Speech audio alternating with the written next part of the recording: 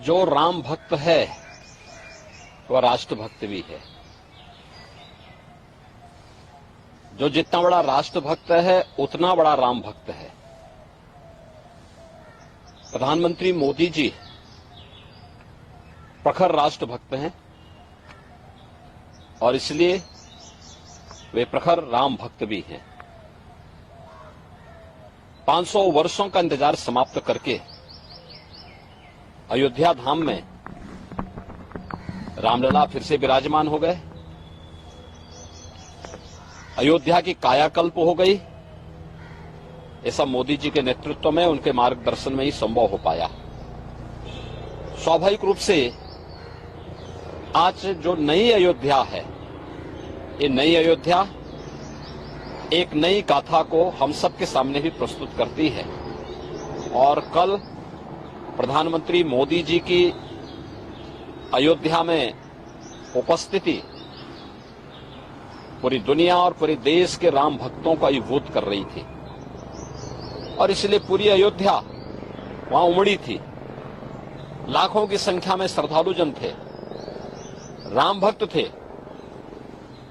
वे सभी मोदी जी के अभिनंदन के लिए, स्वागत के लिए उत्सुक थे और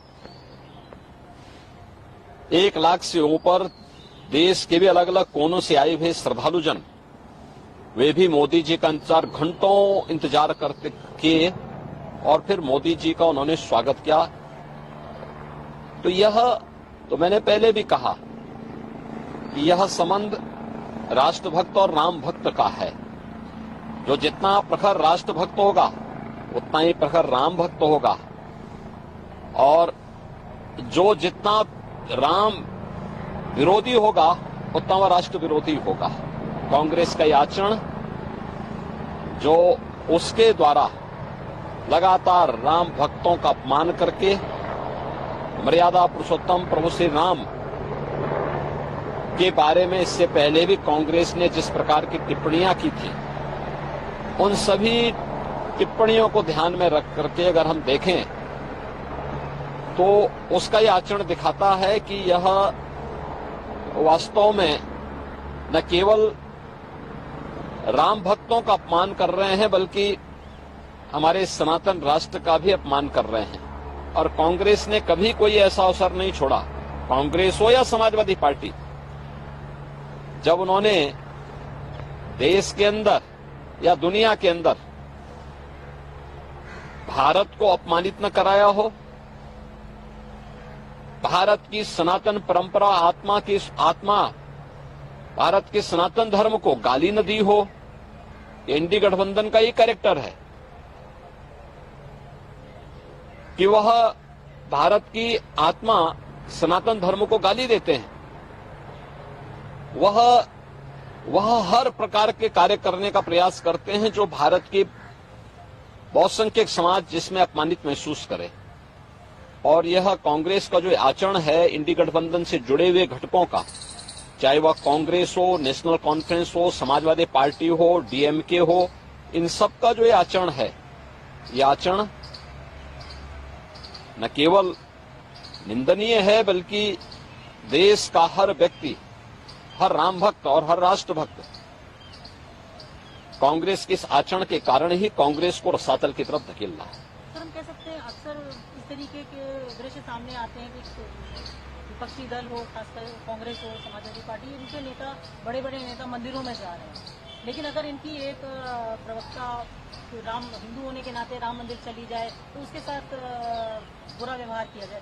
तो देखिए, मैं क्या कर रहा हूँ ना, कांग्रेस का जो छद्म रूप है, इस छद्म रूप से देश की जनता जनार्दन अच्छी तरह वाकिफ है। उसे मालूम है कि ये जो भी दिखावा कर रहे हैं ये वास्तविकता पर आधारित नहीं है। ये केवल देश की जनता की आंखों में धूल झोंकना चाहती हैं, लेकिन इनकी नौटंकी को देश की जनता जान चुकी है और इसीलिए कांग्रेस को रसातल की तरफ धकेल रही है। कांग्रेस की एक प्रवक्ता ने कांग्रेस से इसलिए इस्तीफा दिया क्योंकि वो तो छत्तीसगढ़ है, छत्तीसगढ़ तो भगवान राम का ननिहाल है, माता कौशल्या का मायका है और वहां की एक राम भक्त तो किसी भी दल की हो सकती है। वह अगर अयोध्या में रामलला का दर्शन करने के लिए आई थी, इस आधार पर कांग्रेस के नेताओं के द्वारा उनका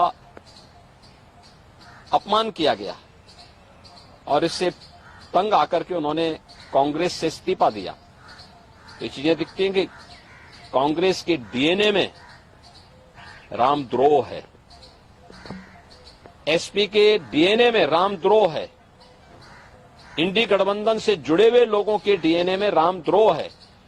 और जो रामद्रोही है, भारत का कोई भी जागरूक नागरिक उसके समर्थन में अपना वोट तो नहीं पोल करेगा। हम कह सकते हैं यूपीए की जो सरकार थी तो जो राम के अस्तित्व पे इन लोगों ने सवाल खड़े किए थे, आज तक उसी चीज को परिरक्षित करते हैं इनके टाइम टू टाइम। देखो, वह अपने आचरण